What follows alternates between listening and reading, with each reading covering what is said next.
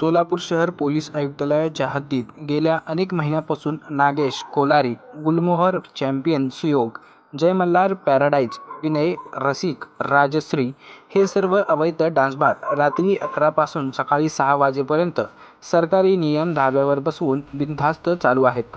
सोलापूर ग्रामीण भागासह कर्नाटकातून ही ग्राहक या डान्स बारला मोठ्या प्रमाणात येतात.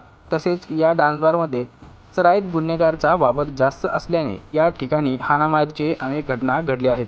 या घटनांकडे पोलिसांचे साफ दुर्लक्ष असल्याने बार चालकांची मुजोरी वाढली आहे. या संदर्भात टाइम्स ऑफ महाराष्ट्र या चॅनलवर बातमी प्रसारित करण्यात आली होती. या बातमीची दखल घेत शहर पोलिसांनी सर्व डान्सबारवाल्यांना पोलिसांच्या भाषेत समज देऊन बंद करण्यास सांगितले होते. परंतु मुजोरखोर हे डान्सबार चालक पोलिसांच्या समजकडे कानाडोळा करत जणू हम बोले सो कायदा म्हणत डान्सबार सुरू ठेवले आहेत. या डान्सबार चालकांना पोलिसांची भीती नाही का? पोलिसांच्या सूचनाला केराची टोपली दाखवत हे असे बिनधास्तपणे कसे काय चालवतात? या डान्सबारवाल्यांना कोणाचा पाठिंबा आहे? असे अनेक प्रश्न सोलापूरकरांना पडले आहेत.